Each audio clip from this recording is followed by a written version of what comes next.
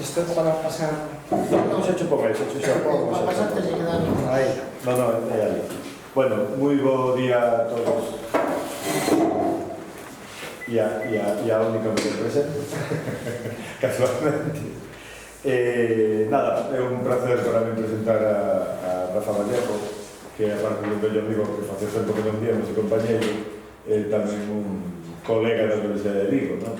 E un colega de historia, é catedrático de Historia Económica da Universidade de Vigo, e ainda que fixo a súa tese e estudou en Madrid, en realidade ao final fixo a súa tese tamén aquí, porque tamén ten unha vinculación a través de Ramón Villares con nós, non?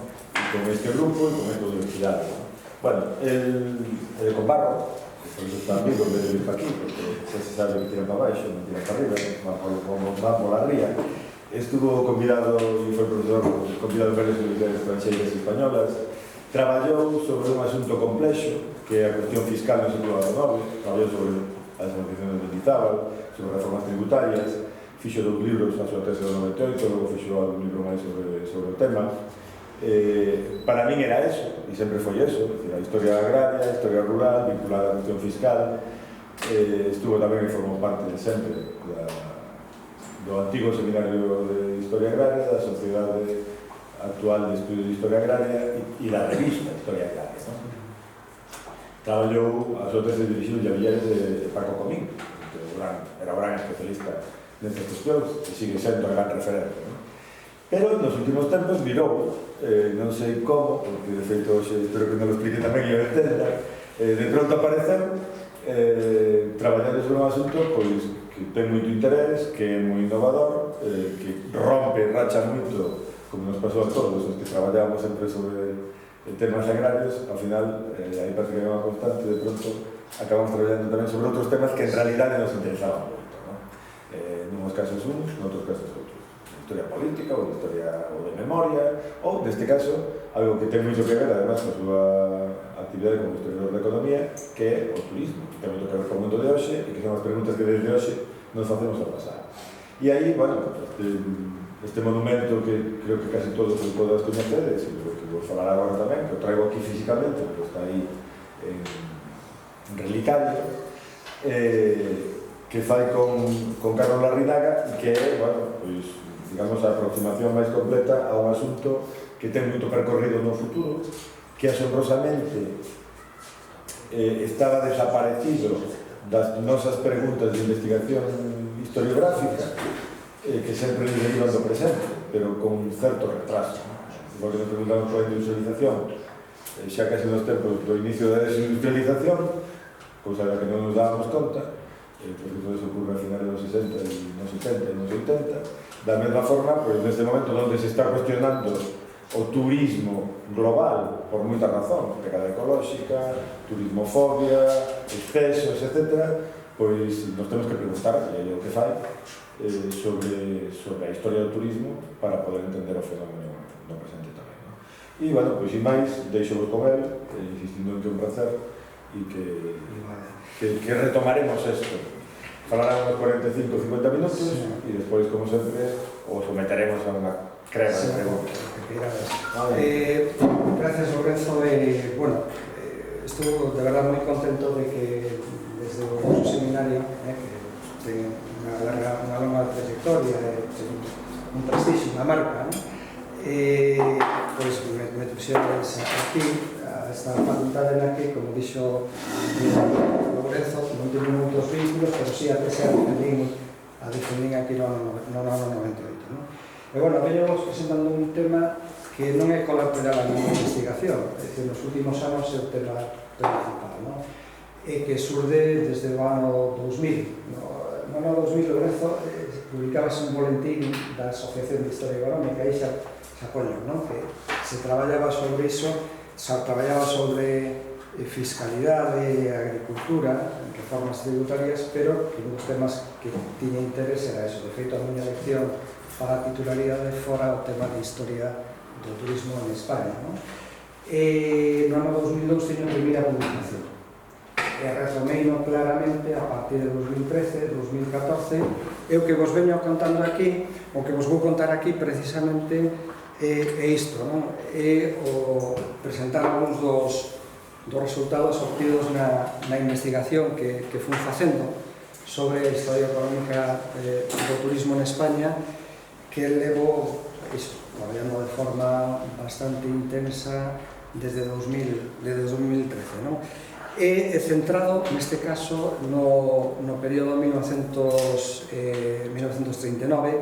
que lle chamo, como o propio título dese libro que aludeu Lourenzo, a orixe do turismo moderno en España, non?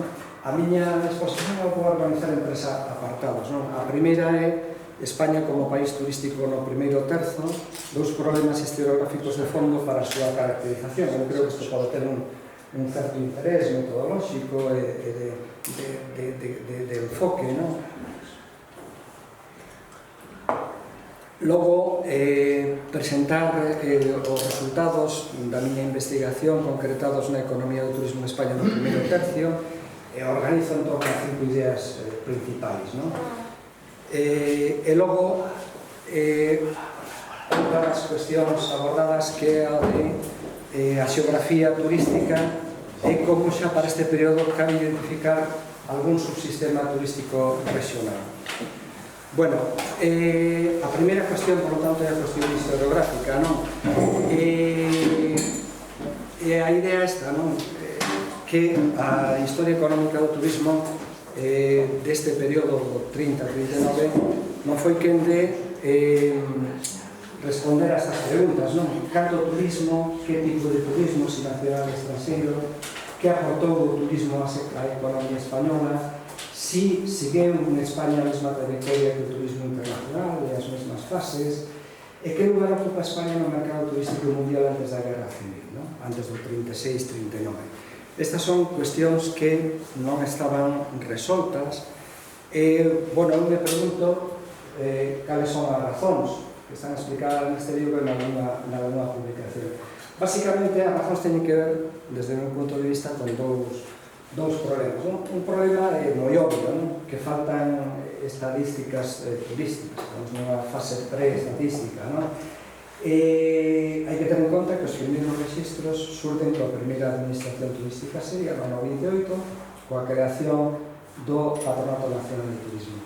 E que este organismo só publica estadísticas turísticas para o período 29-33. Temas máis para os anos posteriores, pero están no haga sin publicar, non? E, bueno, además teñen algunhas limitacións, sobre todo se centran no turismo receptivo, non?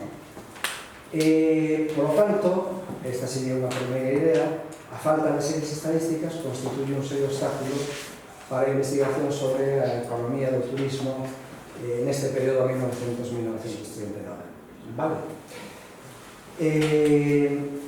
Este problema de estadísticas, desde o meu punto de vista, pode ser solucionar, polo menos en parte, non? A cuestión é como. Bueno, pois buscando estadísticas alternativas. E as hai nas fontes fiscais, isto sabe Xan Carmona, que acaba de chegar aí un momentiño, que se fixo para a industria. Para o turismo que é con máis dificultades, porque é un sector de servicios isto é máis difícil de delimitar, non? Pero, coa contribución industrial de comercio, co imposto de utilidades, pódese facer unha aproximación a través de fontes sectoriais, balnearios, hoteles de documentación propia ou de documentación publicada sobre eles, lóxicamente os datos proporcionados polos estudios locais, véxase Carballo, véxase Bayona, etc.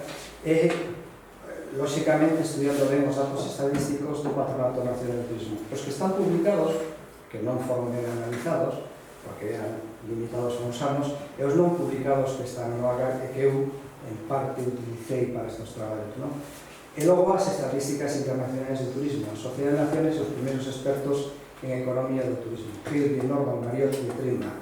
A Sociedade de Nacións ten dentro dos seus equipos de traballo a un grupo porque cando se están empezando a elaborar a fins dos 20 e nos 30 a debatir sobre as estatísticas turísticas e a definir os conceptos. Vale? E agrega a través dos seus expertos datos internacionais, sobre todo os que proveñen das balanzas de pagamentos e de pagos. Bueno, En segundo lugar, o que se pode facer é empregar novas metodoloxías, non? Pois con novas fontes históricas ou con fontes tradicionais modernizadas. A prensa histórica digitalizada neste sentido é importantísima, xa veredes con que resultados, non? Bueno, un exemplo disto é a utilización de índices, bueno, a elaboración de índice de intensidade mediática do turismo, que é unha das innovacións que nos fixemos, ou fixen en particular, non? A través de palabras clave, isto seguro que fixestes máis de un de vos, nos temas respectivos, como pode ser turismo, turistas, xefes de viaxes. Manuel Salip, que é unha xencia de viaxes que se creou en Vigo no ano 33, vinculada aos consignatarios, e con esas buscas pois facer series temporais, non?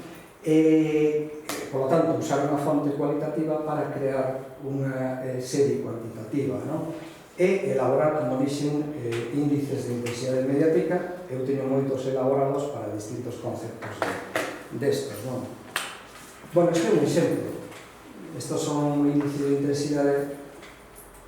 Non sei se isto podes iluminar aí, non me parece, non? No, es unha grabadora. No. Ai, pois non sei se o apaguei, non. Estamos grabando. Bueno, este é un exemplo, non? Vale. Ahora veremos que é isto. O fixen para o caso de Galicia e para o caso de España, que vedes que siguen sendo bastante parecidas, non? Bueno, hai un segundo problema, que eu creo que este é un problema importante, que é un problema de enfoque ou de plantexamento, non? De formulación. Realmente este problema de enfoque, desde o meu punto de vista, podemos chamar un problema de doble desenfoque, non? Que se concreta en dúas cuestións, non? Unha é o desenfoque da balanza turística, é dicir, pensar na España desta época como un país turístico, é dicir, como un turismo fundamentalmente receptivo, vendo desde a actualidade, e outro desenfoque é unha sobrevaloración da política turística, non? Que é ese problema? Bueno, pensar que o turismo é función da política turística. Por lo tanto, se temos unha organización turística seria, porque hai precedentes en 1905, 1912, que era o patronato do 28, pues, concluímos a política turística é tardía, non hai realmente turismo porque non hai política turística. Isto é un error supino.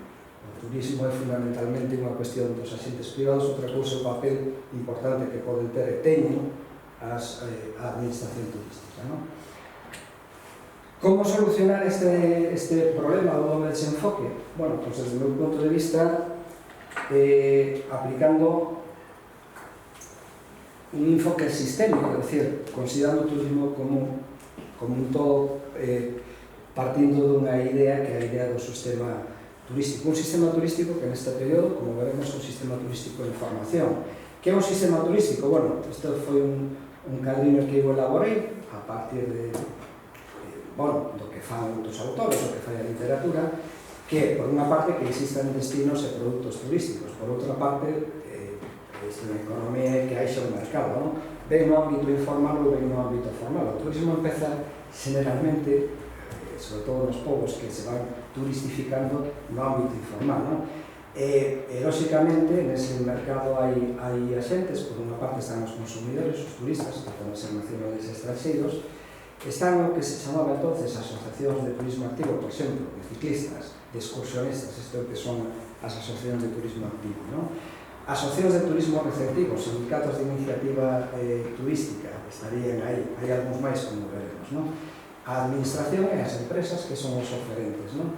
E logo, se existe ou non unha organización turística que ten, según a orientación e a tradición organizativa, os distintos modelos, non? No que confluen normalmente a administración e os particulares ou os grupos económicos relacionados co turismo, non? Básicamente, neste período, do 1900 a 1939, no ámbito dos turistas, dos axentes, pois hai distintos tipos que chama a literatura contemporáneos, bañistas, aguistas, veraneantes, excursionistas ou turistas en sí mismo, estrictamente. Hai organismos de turismo activo, asociacións excursionistas, isto xa desde o 19, non?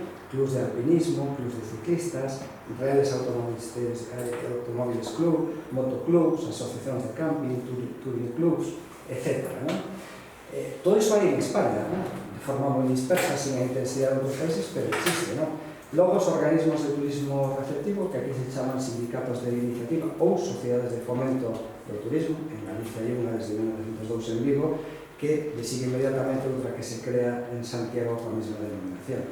En cuarto lugar, están as empresas ou a industria turística. E aquí, todas as posibles que directa ou indirectamente prestan servicios e ofrecen produtos turísticos. E logo hai unha cuestión que a xente normalmente non a considera, a mí me parece importantísima, que é o sector informal do aloxamento. Iso nun sitio como Mondariz noso, no primeiro tercio, é clarísimo, en Bayona, outro tanto, pero vamos, non vos vou a contar a historia esa, senón de varios flexos. E logo está a administración turística, que para este período están os distintos planos, está a estatal, a municipal, a provincial e a autonómica. Autonómica, por que? Porque Cataluña, cando recibe as competencias, cando elabora o seu estatuto, pero previo ao estatuto, ven facendo, é a primeira administración autonómica turística en España. Bueno, eso sería a primeira parte. Vamos a entrar na segunda. Bueno, non sei se queredes alguna pregunta ou alguna cuestión ou sigo co rayete. Sí. Unha pregunta simplemente. Os viaxeiros en tránsito, considéralos? Os que veñen nos barcos, por exemplo. Son un dos tipos de turistas posibles. Outra cosa é como os considera as estadísticas. En as estadísticas aparecen das do Patronato de Turismo, además lle dá unha certa importancia porque o cruceirismo nos anos 30 é un fenómeno que explota, do cual Galicia participa. Vale? Entonces, sí, son considerados en certa forma. De acordo? Vale? E, por tanto, eu os considero turistas. Aquí en Santiago, a rúa esta que ven desde abaixo, que ten o proxecto o arquitecto Palacios, que está feito está pensada para o turismo, para que sea unha vía de acceso dos turistas que venen de Santiago ou venen de Vigo en autobús nos anos 30. Por poñerche un exemplo moi cercano. O Camiño Novo. Sí, esa rúa que entra, como se chama? Non sei se é a rúa, a que entra desde abaixo da Praza do Obradoiro. As Hortas. Si, non sei como se, que non me acordo o nombre da rúa. Está o Palacio da Raxoia, é dicir, Fonseca, non? Esa rúa que ven por aí. Aí fai un proxecto que yo pido ao Concello a Palacios e se trata de facilitar o tránsito e o acceso a Santiago. Sí. O proxecto frustrado na Rúa de Galicia. Sí, a Rúa de Galicia. Pois eso...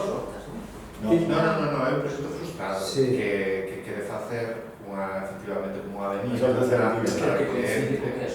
non, outro lado debe coincidir con Correos. Con Correos. Non, é a parte do medio. A parte que vai baixando, que vai por as escaleras, iso iba a abrir. Infantiño. Iba a estar xores. Pois eso está pensado para ese público. O explica moi ben o proxecto de Palacios. De acordo? Vale. Bueno, entonces aquí a economía do turismo sintetizado en 5 ideas principales. A primeira que o cambio de século e ao redor de 1900 foi significativo para o turismo en España e cara a España. Formúlase por primeira vez de forma explícita e además como objetivo nacional o fomento de la industria de los forasteros ou la industria del turismo. Aparece na prensa, isto se moi ben na prensa digitalizada, xa no 1900, vale? Pero digamos que hai unha eclosión en 1903-1905. E rompe, desde o meu punto de vista, a concepción do turismo moderno. E que é isto do turismo moderno? Pois o turismo concebido e fomentado como sector económico e pensado na época en ser un sector chamado a ser significativo na estrutura económica española. Esta idea de turismo moderno é o teño deste autor, pero hai moitos que o definen claramente. Pierre Perlet, un traballo pouco conocido que eu encontrei precisamente en Barcelona, na antiga biblioteca da Cámara de Comercio, que é a revista de Económica Internacional. Bueno, isto é unha búsqueda, un índice para que vexades esta cuestión, non? Con dúas palabras, industria turística ou industria del turismo, esta serie verde, ves, aparece aí, e se vai intensificando a medida que avanza o primeiro tercio ou buscando pola palabra agencias de viajes que chesade esa serie, ¿no? Vale. En este caso, utilizando la vanguardia.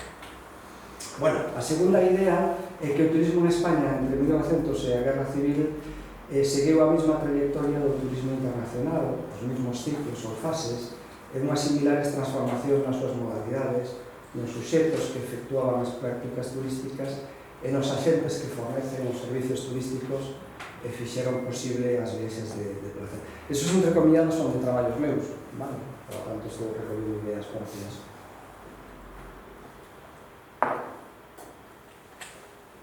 Ben, isto é o índice de intensidade mediática do turismo, na que utilicei La Vanguardia, ABC Blanco e Negro e a Biblioteca Nacional de España, cunha consulta feita en abril de 2015, porque aquí, bueno, se queredes, vos conto desde o tipo de vista metodolóxico, as bases que como a Biblioteca Nacional ou o Ministerio de Cultura ou a Galiciana, aquí nosa, recollen periódicos diversos e que os van incorporando ademais en distintos momentos. Pode suceder que unha busca que fagas no 2015 se dé un resultado distinto se faz ahora na actualidade. Iso hai que ter un certo cuidado. Non estou convencido de que non habría grandes diferencias, pero se ensanchas os periódicos nun momento determinado poden cambiar as cousas. De aí que a utilización dun único periódico, como pode ser a Vanguardia ou a ABC, que é unha única publicación, e aí non hai cambios posibles, sea máis fiable para este tipo de cuestións. De acordo? Ou teña menos riscos metodolóxicos. Vale? Este índice é un índice simple que é a media aritmética dos tres que me salen por esas tres cousas. De acordo? Vale? Bueno, xa nisto seguro que che recorda moitas series do produto interior ou do comercio. Bueno, isto fixeno tamén para Estados Unidos e para Gran Bretaña. Para Estados Unidos usei o New York Times e para Gran Bretaña non usei un periódico. Usei as entradas que hai no catálogo da British Library. Teño tamén de dos periódicos británicos, saben cousas bastante parecidas. E entonces, digamos que as tendencias, as fases son semellantes, non? Fíxeno tamén para o caso de Italia, que é unha cousa moi interesante, que esta eclosión dos anos 30 en Italia, que eu creo que ten que ver co réxime e co turismo social que fai o réxime e a promoción do turismo interior. Porque en Italia nos anos 30 hai unha certa debilitación do turismo externo. Pero, bueno, non vou entrar en cuestións de detalle, senón perdoame polo camino. Bueno, o índice de intensidade mediática do turismo que elaboramos, non? Reflecte as 5 grandes fases turísticas que sinalan a historiografía e os contemporáneos, non? En primeiro lugar, unha fase de despegue que ven xa de... Vale, utilicei a data de corte de 1900, pero ven desde finais do XIX. Despegue do turismo moderno, concebido como industria a fomentar, é unha especie de primeiro boom turístico aproximadamente entre 1910 e 1914. Unha cousa que, por exemplo, se ve moi ben en Galicia, non? Despois, o período 14-24, que é unha fase de contracción turística que non se supera de maneira clara ata 1924. O que sucede en calquer macro magnitude que poidas considerar a nivel global, non? Unha recuperación que se inicia antes, pero con problemas de debilidade, de idas e retrocesos, non? E logo, do 24 ao 30, unha fase de marcado boom turístico, cos seus máximos no 29 e no 30, e, no caso español, de organización turística e institucional da política turística, non? E coa creación do patronato, non? E logo do 31 ao 35, con dúas fases, unha de retroceso claro, do 31 ao 32, e de recuperación a partir do 33-35 con desiguais comportamentos regionais, non? E logo o afundimento que provoca a guerra, mentres que a nivel internacional se asiste a unha nova fase de expansión co seu máximo no 37, claramente nos 28 en algúns países, non? De acordo? Bueno, isto é o mesmo, o índice de intensidade mediática do turismo. A prensa turística feita a través das cabeceiras que se van creando, están contabilizadas, o fixo a concejal, que fora directora do Centro de Documentación da Biblioteca, do Centro de Documentación Turística de España, vale? Sigue a mesma tendencia, as mesmas fases, e logo utilizando como palabra clave sindicatos de iniciativa. De acordo? Outra, aquí utilizaban con esta mitoloxía Sánchez Picón e Joaquín García Gómez nun traballo que aparece no libro, fixeron con os espacios naturales. Vale? Saben unha cousa parecida, estas son series que eu lles proporcionei. A de balnearios é moi curiosa, estudiámola con detalle con Margarita e Elvira Lindoso, Margarita Vila, que a partir do 28 declina, non? Iso ten que ver co declina real dos balnearios. Curiosamente, eu teño a contabilidade de 3 dos principales de España e as cifras de resultados das empresas declinan a partir do 28. E isto está escrito a través da prensa. É dicir, que hai unha correlación extraordinaria. Eu quedei moi impresionado, pero é así. Bueno, a toda a pregunta disto, que supoño que algúns de vos estaréis facendo, bueno, pero é fiable este índice de intensidade mediática do turismo? E canto é de fiable, non? Entonces, sometino a un pequeno test, non? Que é ver se estaba correlacionado coas cifras do PIB real das 16 que proporciona Madison, non? Para ese período, para 1900-1935, que proporciona Madison, as 16 economías máis industrializadas, e sale unha correlación alta, é dicir, como sabedes, cero non hai correlación, e 1 é a máxima correlación, do 0,96, por lo tanto, é altísima. E para o caso do PIB real español, o mismo, e sale un 0,95, non? E ademais, sometín estas series de PIB real e do índice de intensidade a probas de correlation e casualidade de Granger, non? Isto fixo un compañero do departamento que traballa en turismo e aplica cuestións econométricas, non? E tamén se verifica que non hai cousas raras aí polo medio e que están correlacionadas estadísticamente de forma significativa. Por lo tanto, eu non creo, vos vou apañar un dato simplemente pequeno. Ficarmos esta inflexión que sale no 26-27. Esa é unha crise coyuntural que se produce no caso de Gran Bretaña, que está a punto de estralar civilmente para os mineiros, para a exportación de tal, e que se observa no caso de Estados Unidos, que sale no índice de intensidade mediática do turismo.